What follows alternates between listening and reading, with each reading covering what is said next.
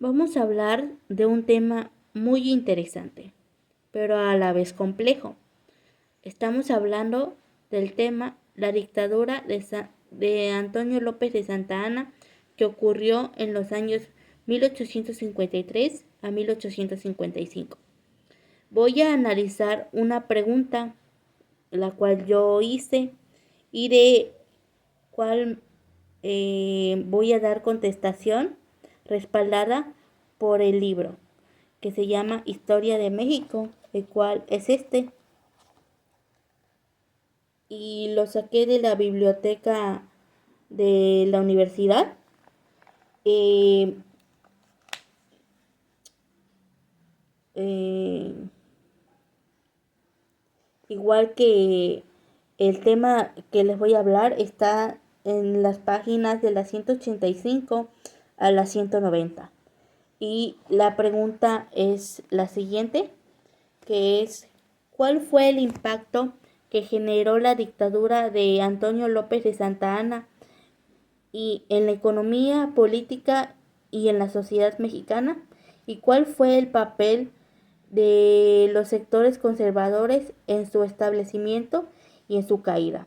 Entonces, como ya mencioné, de aquí, de este libro, saqué una cita textual, el cual es: la oportunidad para los conservadores había llegado, y estos que se llamaban conservadores querían rescatar de lo que quedaba de la patria despojada de su nacionalidad y de su integridad territorial por los federalistas, empeñados en imponer un sistema de gobierno contrario a la unidad política indispensable.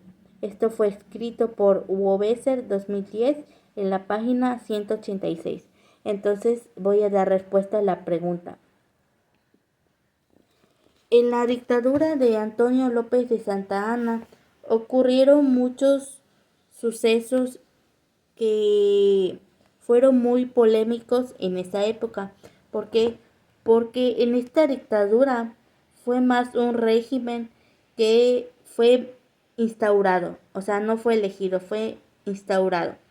Que esto creó una inestabilidad política. ¿Por qué? Porque esta fue derivada de la derrota mexicana que tuvo con Estados Unidos. O sea, hubo una guerra porque Estados Unidos anexó a Texas y fue la pérdida de México de Texas. Entonces, ante la crisis, los conservadores, que estaban compuestos mayormente por la iglesia, los terratenientes y el ejército, eh, ellos fueron los que promovieron el regreso de Santa Anna al poder, porque lo veían como una figura que era capaz de poder restaurar el orden mediante un gobierno que se centrara en garantizar los intereses y privilegios de ellos y así incluir una preservación tanto de los fueros eclesiásticos, pero también de los militares. Entonces es que Santa Anna dio respuesta a estos eh, conservadores, y fue que eh, fue, digamos que, un emperador. Entonces, este se creyó emperador y fue que él se guiaba por lo que le decían los conserva, conservadores. Entonces, ¿cuál fue su papel? Bueno, él eliminó lo que son las instituciones democráticas. ¿Por qué? Porque él quería centrar su poder solo para él, y de hecho se llamó a él mismo Su Alteza Serenísima. Pero estas medidas, que tenían una visión centralista y controlado, generó tensiones con otros sectores de la sociedad, pero específicamente con los liberales. ¿Por qué? Porque en la política y en el impacto económico es que Santa Anna vendió lo que es la mesilla a Estados Unidos, que es lo que es parte de Nuevo México en el año 1854. Pero esto lo justificó que fue una acción para resolver los problemas financieros que aquejaban al país en ese entonces. Pero este acto fue criticado porque se decía que ya se perdió la soberanía nacional, porque esto incapacitaba a Santa Anna para poder desarrollar una política económica estable, y esto agravó los problemas que se tenían con las clases eh, sociales populares, y también por las regiones que eran muy lejanas o marginadas, porque estos eran los que sufrían los efectos del sistema fiscal centralista, que nada más favorecía a las élites, pero no a las personas comunes. Y en su impacto social esto generó que haya mucha desigualdad social. ¿Por qué? Porque solo se beneficiaban unos cuantos, o sea, la élite poderosa.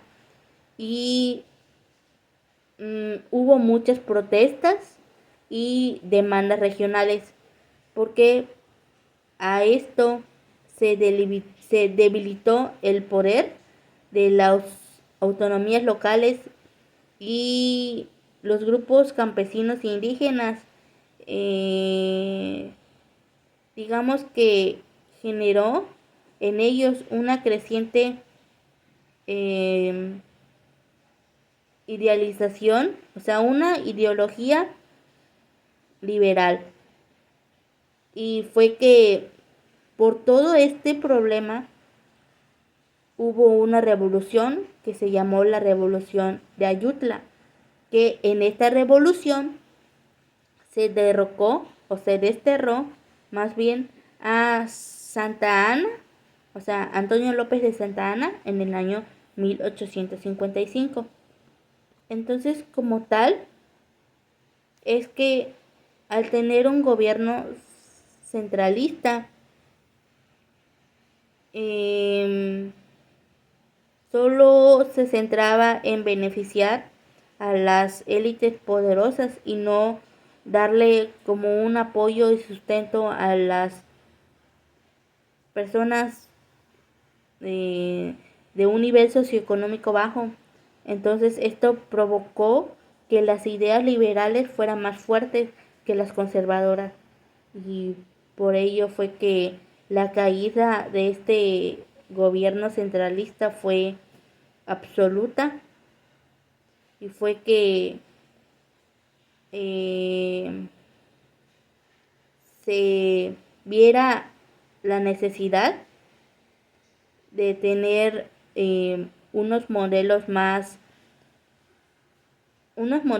políticos que fueran a evitar estas roturas o fragmentadas de las clases sociales.